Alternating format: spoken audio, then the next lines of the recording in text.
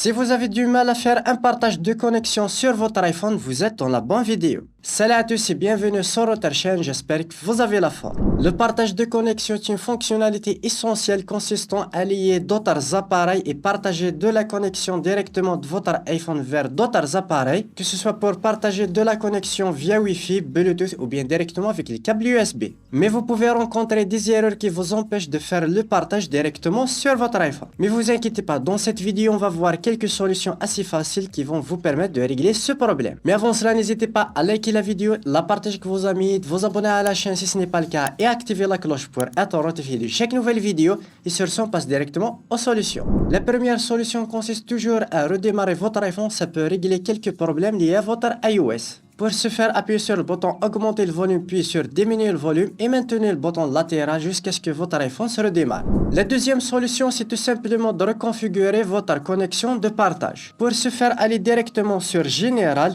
vous descendez un petit peu sur Données cellulaires et là, vous cliquez tout simplement sur Partage de connexion.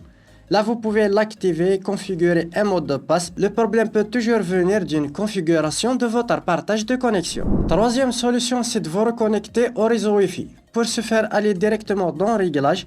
Vous cliquez tout simplement sur Wi-Fi sur votre autre appareil, bien sûr. Vous cliquez dessus. Là, vous sélectionnez votre réseau et vous cliquez tout simplement sur oublier ce réseau. Quatrième solution, c'est de mettre à jour votre iPhone. Pensez toujours à faire une mise à jour de votre iPhone. Pour ce faire, allez directement dans Réglages, vous descendez sur Général et là vous cliquez sur mise à jour logiciel.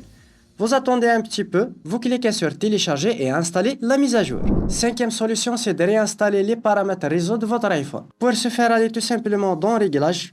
On va aller sur Général, on descend jusqu'en bas sur Transfert et réinitialiser votre iPhone. Vous cliquez sur Réinitialiser et là vous sélectionnez Réinitialiser les réglages réseau. Vous cliquez dessus, vous tapez votre mot de passe et vous cliquez sur Réinitialiser les paramètres réseau. Sixième et dernière solution, si le problème vient du système iOS de votre iPhone, c'est d'utiliser un logiciel professionnel qui va vous permettre de régler n'importe quel problème lié à votre iPhone. Et pour ce faire, on va utiliser un logiciel professionnel qui est Ultphone iOS Repair. C'est un logiciel simple et intuitif qui va vous permettre de réparer n'importe quel type de problème lié à votre iPhone, que ce soit des bugs iOS, la mise à jour iOS, une rétrogradation. Vous pouvez régler les problèmes liés à un redémarrage, des mises à jour en boucle, un écran noir, logo Apple, etc. Je vais mettre le lien de téléchargement dans la description. N'hésitez pas à checker le lien télécharger et le tester. Voici l'interface logicielle Ultphone iOS System Repair avec le système de réparation, entrée, sortir, mode de récupération, des mises à jour, une réinitialisation et plus d'options que vous pouvez directement découvrir. Pour notre cas, on va connecter tout simplement notre iPhone à notre PC. Il va le détecter le logiciel automatiquement. Puis on va cliquer démarrer la réparation. Là, on a deux choix d'options de réparation standard sans perte de données et une autre réparation avancée mais avec une perte de données. On va choisir la première option, puis on va cliquer sur réparation standard.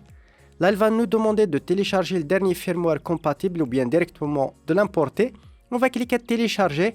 Il va télécharger automatiquement celui qui est compatible. Ça peut prendre quelques minutes, tout dépend de votre connexion à Internet. On va cliquer sur commencer la réparation. Il va vérifier et décompresser le système iOS. Puis, il va commencer automatiquement la restauration et la réparation.